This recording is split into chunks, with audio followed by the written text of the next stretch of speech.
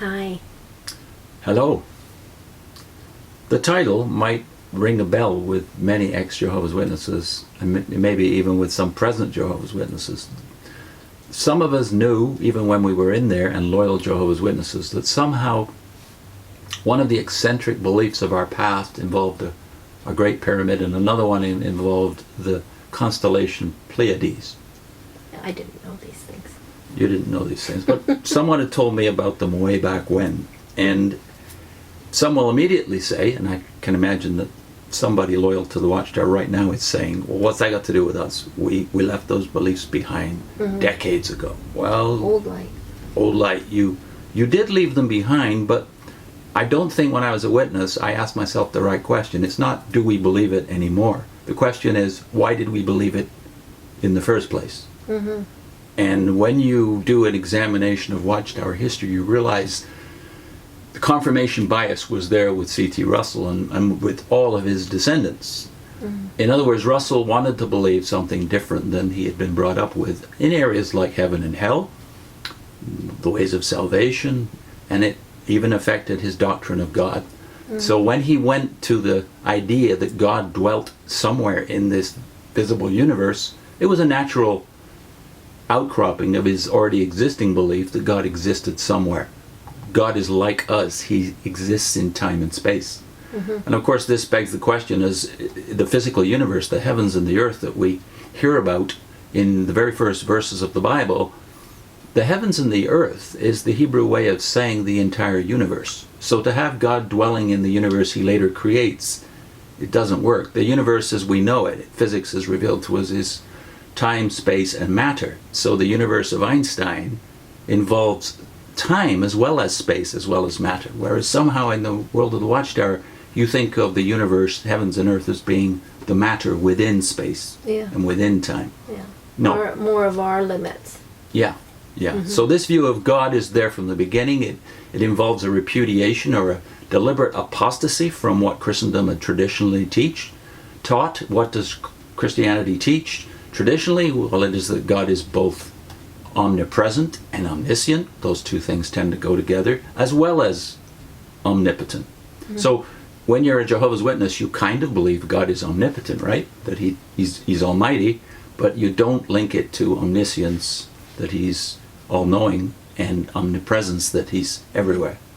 So the question we have to ask is, have we left that belief behind when we leave the pyramid and the Pleiades behind? I do remember being told that he could know everything but chooses not to, which seemed kind of strange. Yeah, it's a strange notion of God, but you can only see that when you've left and you look at what the options are. One of the best sources of any kind of historical matter about the Watchtower is David Reed's ministry. So this is one of his books that I read immediately after leaving the tower. It was published in 1990. He is the editor of this particular book, and it was compiled, the data in it was compiled by Steve Huntoon and John Cornell, so it's really a joint effort. But I'd like to put in a plug for any of David Reed's books. They're always very well researched and reasoned. I think his ministry still distributes many of these books, so you might want to look for this one, among others, Index of Watchtower Errors. So if you look up Pleiades, the subject of this specific segment, you will find several quotes from both Russell's books, Rutherford's books, and the Watchtower, and not just ancient history. We'll actually read a couple of the more modern ones in a little while, but I think we need to go back to why Russell believed what he believed, and why did he choose the resources he did. Because one thing about Russell that you kind of like compared to later Rutherford's books, let's say, is he does cite occasionally from other persons and other publications. With some respect, too, with more generosity, anyways. Yeah, for instance, the very first of the Millennial Dawn series used to be called Millennial Dawn, not Studies in the Scriptures. That was a later edition. The Divine Plan of the Ages, 1886. If many of you will have seen the chart at the beginning, and you've probably noticed it, at least your visual memory will kick in. I hope you can see some of it. Your visual memory will kick in. You remember all these pyramid shapes all over the place. So it's not a surprise when you get to chapter 5 in the book, which is called Mystery, the Hidden Mystery, that Russell is concluding that there are mysteries in the Bible and mysteries in the world that only he and his generation have picked up on. Mm-hmm. This tendency towards esoteric knowledge that can be harmless, it can be just eccentric, or it can be a desire to know things that God has deliberately either withheld from us or are not common knowledge. So esoteric and occult, those two words kind of go together, and that's something you don't really realize when you're a witness, that some of your more eccentric, esoteric beliefs are actually occultic. Pyramidology is linked to the occult. Now, as you know, probably, pyramidology is very much a part of Watchtower history right into the 1920s. Mm-hmm. And so was this belief that God existed in our universe, that he was in the constellation Pleiades. He doesn't develop the pyramid stuff in this first volume, but by the time you get to volume 3 of Studies in the Scriptures, Thy Kingdom Come, published in 1891, he's developing his theory, which is really not his theory. He's borrowed it from an Egyptologist called Piazzi Smith, and he's also borrowed it from a Lutheran minister called Joseph Seiss. He quotes Joseph Seiss. This book,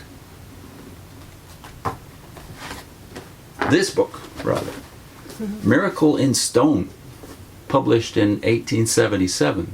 So in Russell's formative period, when he was still a very young man, before the Watchtower has even been invented, he's reading stuff like this. He's not just being influenced by Christadelphian, future Christadelphian beliefs and future Seventh-day Adventist beliefs, which were all kind of crystallizing then around some speculation in the East Coast by people who were formerly associated by Christendom but now had broken away in what is generally known as the Second Advent movement. Mm-hmm. But Seiss is Lutheran, so he's going outside the esoteric areas of the fringe groups and he's going to mainstream Christianity. But when he goes to mainstream Christianity, what does he find? Does he find mainstream Lutheranism, or does he go to the most eccentric beliefs in Lutheranism he can find? Yeah. Miracle in Stone is one of the first and most influential books about the pyramids. So isn't this is his opinion or his idea that he's developing? He's not speaking for the Lutheran Church when he presents this. Not for the Lutheran Church, and certainly not for mainstream Christianity. Yeah. So why does Russell go there? Well, he's not going to the consensus of belief among Christendom. He's going to someone who has something new, something odd, well, something different. Yeah. Something special, unique. Yeah, that's the scary part of this, that the rootless and foundationless imagination tends to do that. We go for information that we haven't heard before, and it does cater to our natural pride, doesn't it? Mm-hmm. Mm-hmm. To think that we know something that nobody else knows. Yeah. So you may not have seen this edition of Russell's books before. This is maybe the last edition, I can't be sure about this, but this is the 1927 edition of Thy Kingdom Come. So it was published in 1891, but Rutherford and his cohorts are still distributing Russell's books in more or less their original form as late as 1927, although they have officially repudiated many of the teachings. But interestingly, even Rutherford, who was so anti-clerical and so anti-Christendom, retains this passage from Joseph Seiss's book, Miracle in Stone. By the way, it's not cited in here. Joseph Seiss is named as D.D., Doctor of Divinity, but neither the book nor the page number is cited. Mm-hmm. But here's the quote, and it's from page 90, by the way, of Miracle in Stone, of Seiss's book. We've checked that out, and you can get the book now in a electronic form. If you look up Seiss, Miracle in Stone, you'll find a copy online. This is the quote from Seiss. "There is yet a grander thought embodied in this wonderful structure, that is the Great Pyramid. Of its 5 points, there is one of special preeminence, in which all its sides and exterior lines terminate. It is the summit corner, which lifts its solemn index finger to the sun at midday, and by its distance from the base tells the mean distance to that sun from the earth. And if we go back to the date which the pyramid gives itself and look for what that finger pointed to at midnight, we find a far sublimer indication. Science has at last discovered that the sun is not a dead center with planets wheeling about it and itself stationary. It is now ascertained that the sun also is in motion, carrying with its splendid retinue of comets, planets, and satellites and theirs around some other and vastly mightier center. Astronomers are not yet fully agreed as to what or where that center is. Some, however, believe that they have found the direction of it to be the Pleiades, and particularly Alcyone, the central one of the renowned Pleiadic stars. To the distinguished German astronomer Professor J.H. Medler belongs the honor of having made this discovery. Alcyone, then, as far as science has been able to perceive, would seem to be the midnight throne in which the whole system of gravitation has its central seat, and from which the Almighty governs his universe. And here is the wonderful corresponding fact that at the date of the Great Pyramid's building, they think they know that, obviously. We don't have that confidence today. At midnight of the autumnal equinox, and hence the true beginning of the year, as still preserved in the traditions of many nations, the Pleiades were distributed over the meridian of this pyramid, with Alcyone precisely on the line. Here, then, is a pointing of the highest and sublimest character that mere human science has ever been able so much as to hint, and which would seem to breathe an unsuspected and mighty meaning into that speech of God to Job, when he demanded, Canst thou bind the sweet influences of Pleiades? So, stated confidently by Russell and approved apparently by Rutherford and the cohorts that gathered around him as late as 1927. And yet all of this was thrown out. Yeah. At least the Pleiades and pyramid connection was all tossed out. And by 1928, Rutherford was confidently saying that the pyramid, at least, and all devotion to its teachings and its measurements was of Satan. A year later. This is from the person that was supposed to be the FDS. Yeah, the faithful and discreet slave has decreed that the Great Pyramid actually indicates not only the time that we're in, to the year at least, but also gives us where God lives in the sky. And I mean, even now, they still kind of were teaching for a long time that Russell was FDS. Mm-hmm. Or part of FDS. That's about to be thrown in the garbage can too, though, isn't it? His books are no longer to be published after around 1927, 28. Yeah. But they were still making profit from them in 1927. Mm-hmm. So we were going to read a couple more things that Reed puts forward in that section on the Pleiades. In 1953, they were kind of backed away from that, so they said it would be unwise for us to try to fix God's throne as being at a particular spot in the universe. But then in 1981, they're back to thinking God has a place. The quote is, God, being an individual, a person with a spirit body, has a place where he resides, and so he could not be at any other place at the same time. This is 1981. Doesn't choose to be at any other place, but he's could localized not be. Again. So they haven't dropped the core belief, namely that God is locatable somewhere. Mm-hmm. Mm-hmm. Whereas, what is the traditional Christian belief? And I think one of the places you can find it most manifest and most beautifully stated poetically is in Psalm 139. For instance, just a sample from 139, which we can get into more completely in a coming video. So I'm going to read verses 7 and 8. Where can I go from your spirit? And where can I run away from your face? If I should ascend to heaven, there you would be. And if I should spread out my couch in Sheol, look, you would be there.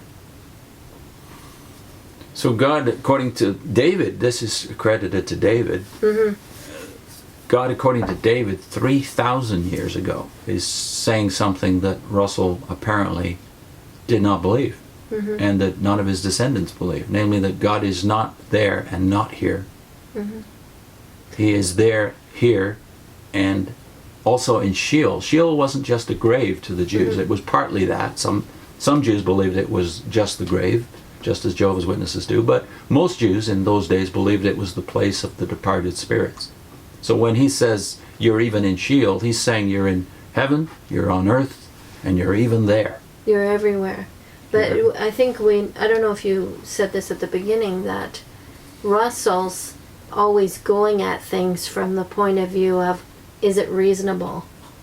And reasoning things, in really limiting things to his human reasoning, makes you come to a desire to find evidence for what you already have decided.